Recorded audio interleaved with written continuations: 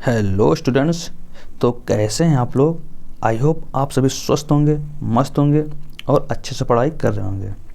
तो आज हम लोग 2023 के मोस्ट इम्पोर्टेंट क्वेश्चंस मैथ के लेकर आए हैं, जो कि हम लोग इनको सेट बाय सेट सॉल्व करेंगे।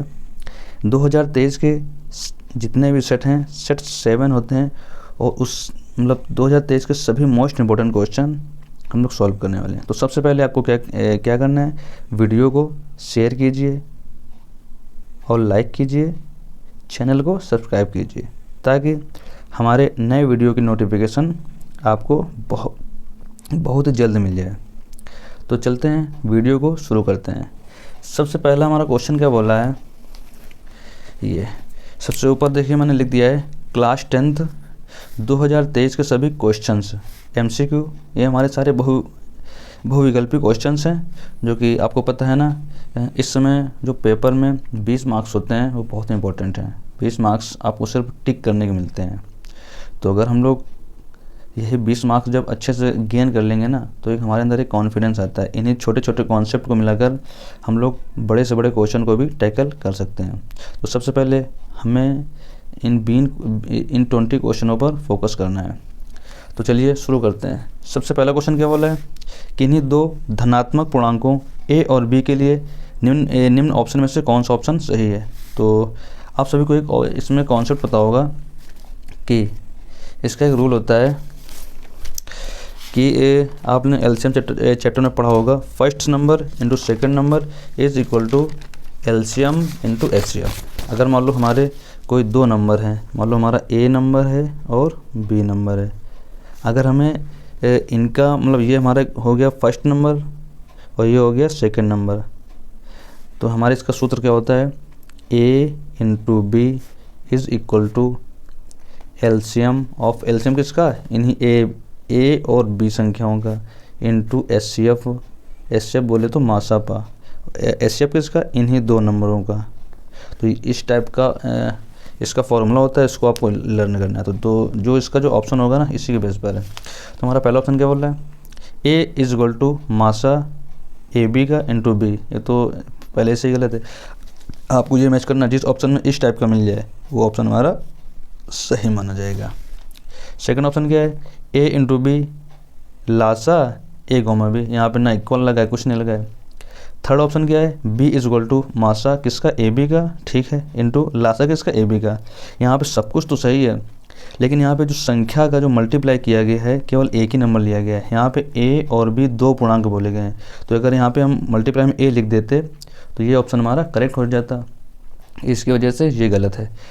ऑप्शन नंबर डी क्या कहता है, A into B is equal to मासा किसका, AB का, और लासा AB का। तो हमारा ऑप्शन यही करेक्ट है। इससे मैच कर रहा है ना AB, तो इससे मैच कर रहा है ना AB is equal to LCM of AB and multiply by HCF of AB के। तो हमारा ऑप्शन नंबर डी करेक्ट हो जाएगा। चलिए अगला क्वेश्चन क्या बोल रहा है, क्वेश्चन नंबर 2 हमारा क्या कहता है, ये इसको मैं स्लाइड कर रहा हूँ, वाह आ गया। क्वेश्चन नंबर 2 है, एक शून्येतर परिमेय संख्या एवं अपरिमेय संख्या का भागफल क्या होता है। इस पर देखिए एक बहुत ही मेन कॉन्सेप्ट क्या है, यहाँ पे एक आपको वर्ड दिख रहा है शून्येतर। अगर आपको शून्येतर का मतलब नहीं पता है तो शायद आप इस क्वेश्चन को ना कर पाएँ। तो यहाँ पे शून्येतर का मतलब होता है नॉन ज़ीरो। ऐसी हमें परिमेय संख्या लेनी है जिसपे जीरो ना शामिल हो, आई मीन जीरो को छोड़कर परिमेय संख्या। तो मैंने क्वेश्चन नंबर 2 का एक मेन इंपॉर्टेंट बात इसमें ये लिख दिया है कि शून्येतर मतलब ऐसी संख्या जिसमें जीरो छोड़ दी जाए, मतलब कि जीरो को छोड़कर वे सभी संख्याएं परिमेय संख्या लेनी है और उसमें अपरिमेय संख्या से भाग करना है। एग्जाम्पल के लिए 2 हमारा कैसा होता है, एग्जाम्पल के लिए 2 हमारा कैसा है, 2 है हमारा एक परिमेय संख्या और √2 है हमारा अपरिमेय संख्या। अगर इनका हम भाग कर दें तो हमारा इसका भागफल क्या आएगा। तो आपको एक कॉन्सेप्ट याद करना है, अपरिमेय संख्या में आप किसी भी परिमेय संख्या से चाहे भाग कीजिए, चाहे गुणा कीजिए, चाहे जोड़िए, आंसर हमेशा अपरिमेय ही आता है। क्या आता है, अपरिमेय। तो चलिए हम लोग प्रूव करते हैं। तो हमने किया 2/√2, मैंने परिमेय संख्या में अपरिमेय संख्या से मैंने भाग किया, तो भाग करने में तो ये हमारा क्या आ गया, अपरिमेय ही आ गया। और इसको और अच्छे से इसको सिंप्लीफाई करते हैं, 2/√2, इसका ऊपर नीचे हम लोग कॉन्जुगेट कर देते हैं या रूट 2 से ऊपर नीचे मल्टीप्लाई कर देंगे तो रूट टू ये कट गया, ऊपर कितना बचा रूट टू अभी भी तो एक अपरिमेय संख्या है, इसको हम लोग ये तो बोलते हैं अपरिमेय संख्या। तो आपको सिर्फ इतना याद रखना है, किसी भी अपरिमेय संख्या में अगर कोई भी परिमेय संख्या जोड़ेंगे तो आंसर अपरिमेय आएगा, किसी भी संख्या से गुणा करेंगे अपरिमेय संख्या में तो भी आंसर अपरिमेय आएगा। अगर अपरिमेय में परिमेय से गुणा कर ले, अगर किसी भी परिमेय संख्या को अपरिमेय से भाग करें तो भागफल भी अपरिमेय ही आएगा। तो ऐसा ऑप्शन देखिए जिसमें अपरिमेय ऑप्शन हो। तो ऑप्शन नंबर हमारा क्या है, बी, अपरिमेय संख्या। अगला क्वेश्चन क्या है, क्वेश्चन नंबर 3। देखिए कितना खूबसूरत सवाल है, बहुत ही खूबसूरत सवाल। क्वेश्चन नंबर 3 कह रहा है यदि m = 5 एंड n = m+7 तो √m² + n² का मान क्या होगा। तो ये तो सवाल बहुत ही आसान है, आप लोग इसको चुटकी में सॉल्व कर लोगे, लेकिन फिर भी मैं आपको हिंट दे रहा हूँ। तो क्या हो जाएगा, इस देखिए सबसे पहले आपको यहाँ पे m की वैल्यू दी गई है और n की वैल्यू m+7 दी गई है। तो मैंने क्या किया है, जो m की वैल्यू 5 है तो जो n का मान है m+7, तो m की जगह मैंने 5 रखा, तो कितना हो जाएगा 5 + 7 = 12। तो m की वैल्यू 5 हो गई और n की वैल्यू 12 हो गई। अब अंडर रूट के अंदर रखना है, तो जब रूट के अंदर हमें इसकी वैल्यू चाहिए ना, m² प्लस का n², तो हमारा इसका आंसर क्या आ जाएगा, देखिए m की वैल्यू कितनी है 5, 5 का स्क्वायर 25, n की वैल्यू कितनी है 12, 12 का स्क्वायर होता है 144। जब हम लोग इसको ऐड करेंगे तो इसका एडिशन आ जाएगा 169। 169 किसका स्क्वायर रूट होता है, ये होता है 13 का। तो ऐसा ऑप्शन देखिए जिस ऑप्शन में 13 ऑप्शन हो। तो ऑप्शन नंबर हमारा है करेक्ट सी। कौन सा है, सी, ऑप्शन नंबर सी। चलिए अगला क्वेश्चन क्या है, अगला क्वेश्चन है हमारा किसी परिमेय संख्या के समतुल्य परिमेय संख्या होंगी। तो ये भी क्वेश्चन बहुत ही अच्छा है। अगर आप इसकी भाषा को नहीं समझ पाए तो जाहिर सी बात आप इस सवाल को गलत करके आ जाओगे। तो बोला किसी परिमेय संख्या के समतुल्य परिमेय संख्या कितनी हो सकती हैं। देखिए भाई परिमेय संख्या कुछ भी ले लो, परिमेय संख्या जो P/Q के रूप में होती है that is called rational number. तो ये हमारा क्या हो जाएगा, देखिए मैंने इसके लिए एक कॉन्सेप्ट लिखा है, किसी भी संख्या में सेम संख्या से अगर हम गुणा करें या सेम संख्या से भाग करें तो बहुत सी संख्याएं बन सकती हैं, ठीक है। तो एग्जाम्पल के लिए हम लेते हैं 2/3, ये हमारी एक परिमेय संख्या है। अब अगर इसमें हम गुणा करते हैं 2 का, ऊपर इस सेम संख्या से गुणा करना है, तो ये क्या बन गया 2 × 2 = 4/3, 3 × 2 = 6, एक संख्या ये बन गई। अब इसमें हम अगर फिर से 2 से गुणा कर दें या हम इसमें गुणा कर दें 3 से, ये भी गुणा कर दें 3 से, ऐसे जो बनेगी उसमें फिर गुणा कर दें, या इसी 2/3 में हर बार चेंज करके अगर मल्टीप्लाई करते रहें सेम नंबर से तो हमारी अनंत अपरिमेय या अनंत संख्याएं बन जाएंगी। तो इस ऑप्शन का हमारा करेक्ट आंसर क्या हो जाएगा, अपरिभाषित, मतलब कोई परिभाषित ही नहीं है, कितनी सारी बन जाएंगी, आप कल्पना भी नहीं कर सकते। अगर आपके अंदर क्षमता है तो आप बहुत सारे पेज भर दोगे, लेकिन फिर भी ये नंबर ख़त्म नहीं होंगे। अगला क्वेश्चन क्या बोला है, बहुत इंपॉर्टेंट क्वेश्चन। अगला क्वेश्चन है हमारा यदि a1x + b1y + c1 = 0 तथा a2x + b2y + c2 = 0 दो रैखिक समीकरण हैं। यदि a1/a2 = b1/b2 = c1/c2 हो तो इन ऑप्शन में से कौन सा ऑप्शन सही है। क्या ये जो इक्वेशन दिया गया है, ये जो कंडीशन दी गई है, क्या रेखाएं समांतर इसकी है या रेखाएं संपाती है, इसका ये कंडीशन फार्मूला है, या रेखाएं प्रतिच्छेद करती हैं या इनमें से कोई नहीं। तो हम लोग इसके 3 पॉइंट बनते हैं, इन तीनों पॉइंट को 1 बाय 1 बहुत ही अच्छे से सबसे पहले समझते हैं। तो पहला पॉइंट क्या होता है, यदि रेखाएं समांतर हो। सेकेंड पॉइंट इज़ यदि रेखाएं एक दूसरे को प्रतिच्छेद करें। और थर्ड कॉन्सेप्ट इज़ यदि रेखाएं एक दूसरे को संपाती हों या एक दूसरे की संपाती हों। ये 3 कंडीशन है, तीनों कंडीशन हम लोग बहुत ही अच्छे सीखेंगे। हो सकता है इस बार 2023 में इसके बेस पर क्वेश्चन आया है, हो सकता है इस बार कोई सेकेंड टाइप चेंज करके दे दे, संपाती दे दे, समांतर दे दे या प्रतिच्छेद दे दे। तो हमको पहले अगर हमको कॉन्सेप्ट क्लियर है तो सवाल कितना भी घुमाए हम घूम ही नहीं सकते। तो चलिए हमारा अगला क्वेश्चन क्या है, तो मैंने यहाँ पे देखिए, यहाँ पे कॉन्सेप्ट लिख दिया है। क्वेश्चन नंबर 5, यदि 2 रेखाएं परस्पर समांतर हैं। समांतर होने का मतलब क्या है, यदि एक रेखा ये है, एक रेखा है, आप वो जानते हो ना ट्रेन की पटरी है, उसमें से जो ट्रेन की पटरी होती हैं समांतर होती हैं, कभी भी एक दूसरे एक दूसरे से मिलती नहीं, अगर एक दूसरे से मिल जाए तो ट्रेन पलट जाएगी। लेकिन वो बीच में कहीं कहीं जॉइंट लग जाते हैं सिर्फ ट्रेन का ट्रैक चेंज करने के लिए। बाकी अगर जिस ट्रैक पे ट्रेन चल रही है प्रेजेंट टाइम में, वो ट्रैक कभी भी उस ट्रैक की जो पटरी हैं कभी मिलेंगी नहीं, तो उसी को बोलते हैं समांतर। समांतर रेखाएं कभी भी एक दूसरे से नहीं मिलती हैं। जब ये रेखाएं एक दूसरे से कभी मिलेंगी नहीं तो इसके एक भी हल हो पाएंगे, नहीं होंगे। तो हल होने के लिए रेखाओं को कहीं ना कहीं मिलना पड़ेगा, तो ये तो रेखाएं कहीं मिलेंगी नहीं, इसलिए इसके कोई हल नहीं है, कोई हल नहीं है। जब कोई हल नहीं है तो ये हमारा निकाय कैसा है, असंगत। कभी कभी क्वेश्चन में ये भी पूछ लेता है कि निकाय कैसा है, तो निकाय कैसा होता है, असंगत। जो इसकी कंडीशन होती है, इसकी कंडीशन होती है A1/A2 is equal to B1/B2 not is equal to C1/C2। तो ये तो होती है कंडीशन समांतर रेखाओं की। अच्छा, अगली कंडीशन क्या है, यदि दो रेखाएं प्रतिच्छेद करती हों, क्वेश्चन वही है लेकिन उसी की कंडीशन है। अगर रेखाएं प्रतिच्छेद करती हों, प्रतिच्छेद का मतलब एक दूसरे को कट करें। जब कट करेंगे तो एक ऐसा पॉइंट आएगा जहाँ से दोनों एक दूसरे को क्रॉस ओवर करेंगे। जहाँ से क्रॉस ओवर करेंगे वहीं पर इनका एक पॉइंट मिलेगा। तो मतलब क्या है, सिर्फ एक पॉइंट पर टच कर रही है ना, जिस पॉइंट पर टच करे जितने उतने ही हल होते हैं। तो इस समीकरण के या इन रेखाओं के केवल एक हल होगा, इसी एक हल को बोलते हैं अद्वितीय हल। जो इसका होता है, इसकी कंडीशन होती है A1/A2 is not equal to B1/B2 के। जो इसकी थर्ड कंडीशन है वो भी देख लेते हैं। इसकी थर्ड कंडीशन क्या बोल रही है, यदि रेखाएं परस्पर संपाती हों। संपाती का मतलब होता है एक दूसरे पर ओवरलैप कर जाएं। ओवरलैप समझ रहे हो ना, जैसे कि मान लो एक कोई रेखा है, उसके ऊपर और एक दूसरी रेखा हो जाए, उसको बोलते हैं ओवरलैप। जब ओवरलैप हो जाएंगी तो ये तो भाई, जब इनके बीच में सांस ही नहीं है तो ये तो एक दूसरे को टच करे चला है ना। जब इतना टच करेंगे तो इनके कितने हल हो जाएंगे, अनंत हल हो जाएंगे। तो इसमें यही बताया जा रहा है कि इन समीकरण के जो इन रेखाओं के हल होंगे, अनंत हल होंगे या अनेक हल होते हैं। पेपर में इस टाइप के भी शब्द देखने को मिलते हैं और इस टाइप के भी शब्द देखने को मिलते हैं। अनेक बोले या अनंत बोले, मतलब वही होता है। तो ये निकाय हमारा कैसा होगा, संगत। और जो प्रतिच्छेद था उसमें एक पॉइंट पर टच कर रहा था ना, वो भी निकाय कैसा, संगत है। अगर किसी के सोल्यूशन हैं, अगर हल हैं, चाहे एक हो चाहे अनंत हो चाहे दो हल हो, तो वो निकाय संगत होता है। तो इसकी कंडीशन क्या होती है, A1/A2 is equal to B1/B2 is equal to C1/C2। तो शायद जो हमारा क्वेश्चन बोल रहा था उसमें यही कंडीशन थी। तो ये कंडीशन किसके लिए होती है, समपाती के लिए, ओवरलैप के लिए। तो हमारा ऑप्शन कौन सा सही हो जाएगा, समपाती। आंसर नंबर बी करेक्ट हो जाएगा। अगला क्वेश्चन क्या है, अगला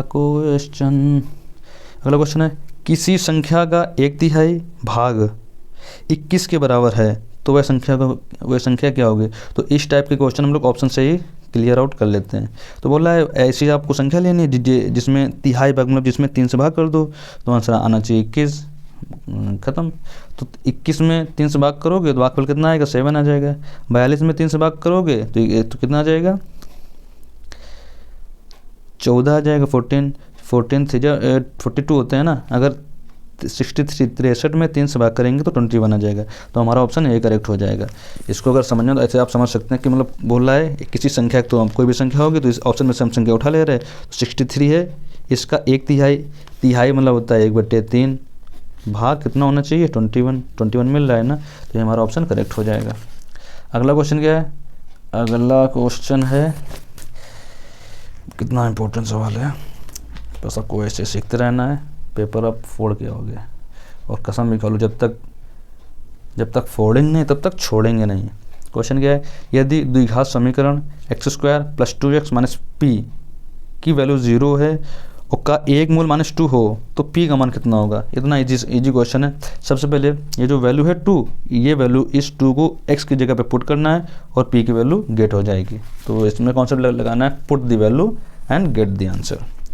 तो यहाँ पे हमें x की वैल्यू 2 पुट करनी है, यहाँ पे पुट करो तो कितना हो जाएगा, 2 का square plus 2 × 2 - p is equal to 0।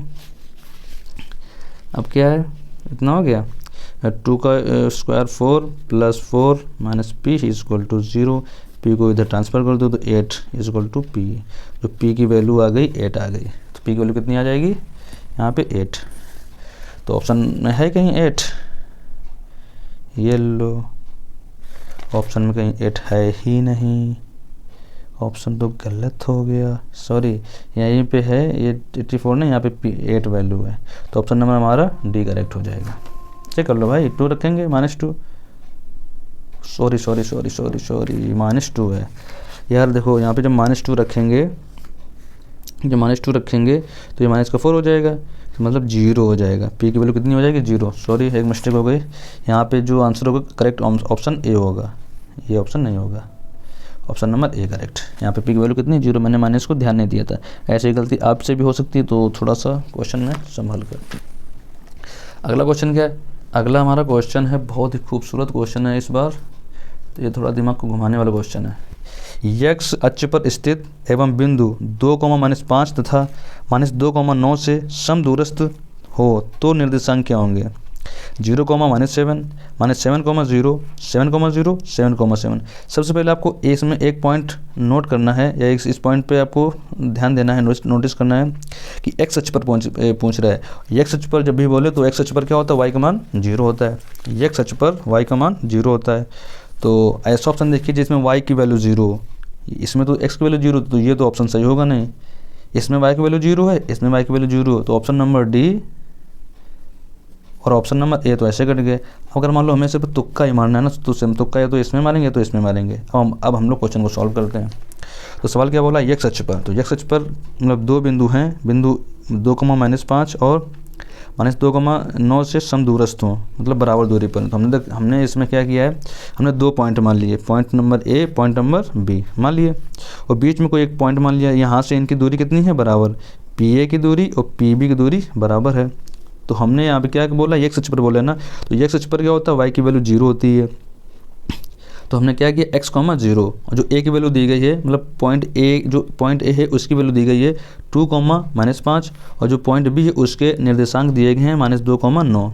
सबसे पहले हम लोग क्या करेंगे? इसमें समदूरस्थ बोल रहा है,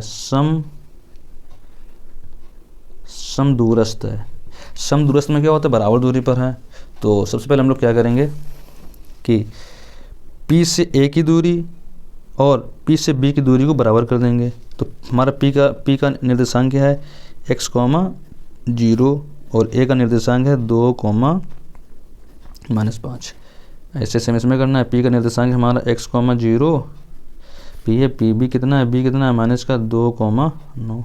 दोनों के बीच की दूरी निकालनी है, दूरी निकाल दीजिए। चलिए, दोनों के बीच की दूरी का सूत्र आपको पता ही है, √x1 - x2 whole of square plus √y1 - y2 whole square, ये होता है। तो x1 कितना है? x -x1 - x2 2 का होल स्क्वायर प्लस y1 कितना है? 0, माइनस पहले तो प्लस हो जाएगा, y2 स्क्वायर। ये कि x1 - x2, तो x1 माइनस प्लस हो जाएगा 2 का होल ऑफ स्क्वायर। वीडियो लंबा हो जाएगा, थोड़ा सा इसमें जल्दी करने की कोशिश करूँगा।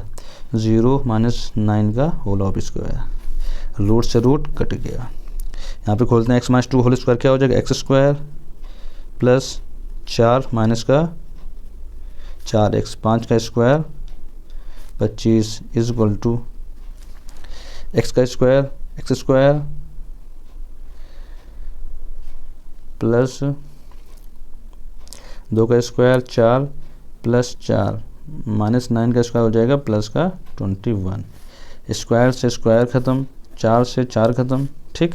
अब ये 4 आएगा इधर तो कितना हो जाएगा? माइनस का 4x is equal to 81 minus का 85, 25 उधर ट्रांसफ़र कर दिया, कितना हो जाएगा? माइनस का 8x इज इक्वल टू 81 में से 25 जाएंगे तो कितना हो जाएगा? 11 में से 5 गए 6, 7 में से 2 गए 5, 8 सत्ते 56 माइनस आ जाएगा इधर।